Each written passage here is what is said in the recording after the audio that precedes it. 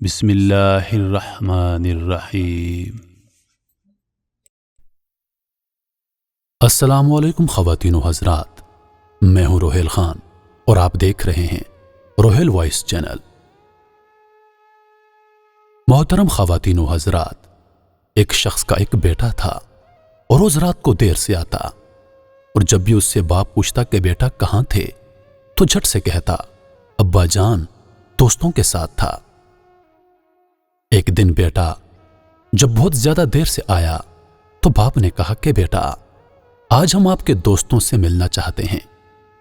بیٹے نے فوراً کہا ابا جان اس وقت ابھی تو رات کے 2 بجے ہیں، ایسا کرتے ہیں کہ کل چلتے ہیں۔ بیٹے نے بات کو ٹالنے کی بہت کوشش کی، لیکن باپ بضد تھا کہ نہیں ابھی اور اسی وقت چلتے ہیں، آپ کے دوستوں کا پتہ تو چلے۔ باپ نے ابھی پہ زور دیتے ہوئے کہا۔ بالآخر دونوں باپ بیٹا رات کے 2 بجے اس کے دوست کے گھر پہنچے۔ دروازہ کھٹکھٹایا تو کافی دیر تک کوئی جواب نہ آیا۔ بالآخر بالکونی سے سر نکال کر ایک بزرگ نے جو اس کے دوست کا باپ تھا آنے کی وجہ دریافت کی تو لڑکے نے کہا اپنے دوست سے ملنے آیا ہوں اس وقت، مگر وہ تو سو رہا ہے۔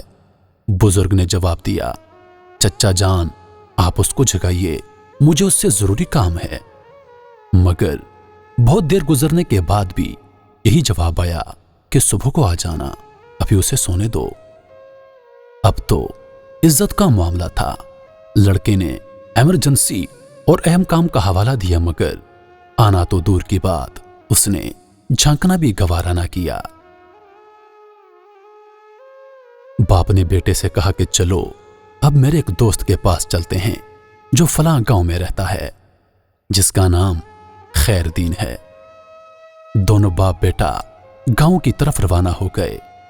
دور سفر کرتے کرتے اذانوں سے ذرا پہلے وہ اس گاؤں پہنچے اور خیر دین کے گھر کا دروازہ کھٹکھٹایا، مگر جواب نہ آیا۔ بالآخر اس نے زور سے اپنا نام بتایا کہ میں فلاں ہوں، مگر پھر بھی دروازہ ساکت اور کوئی حرکت نہیں۔ اب تو بیٹے کے چہرے پہ فاتحانہ مسکراہٹ آ گئی، لیکن اسی لمحے لاٹھی کی ٹھک ٹھک سنائی دی اور دروازے کی زنجیر اور کنڈی کھولنے کی آواز آئی۔ ایک بوڑھا شخص برآمد ہوا جس نے لپٹ کر اپنے دوست کو گلے لگایا اور بولا میرے دوست بہت معذرت، مجھے دیر اس لیے ہوئی کہ جب تم نے 27 سال کے بعد میرا دروازہ رات گئے کھٹکھٹایا تو مجھے لگا کہ شاید تم کسی مصیبت میں ہو، اس لیے اپنے پاس جو پیسے جمع کیے تھے اس کو نکال کے لایا کہ شاید تم کو پیسوں کی ضرورت ہو۔ پھر اپنے بیٹے کو اٹھایا کہ شاید بندوں کی ضرورت ہوگی۔ پھر سوچا کہ شاید کوئی پنچایت ہوگی اور فیصلے کے لیے پگ کی ضرورت ہوگی، تو اس لیے اپنی پگ بھی لایا ہوں۔ اب سب کچھ تمہارے سامنے ہے میرے دوست، پہلے یہ بتاؤ کہ تم کو کس چیز کی ضرورت ہے۔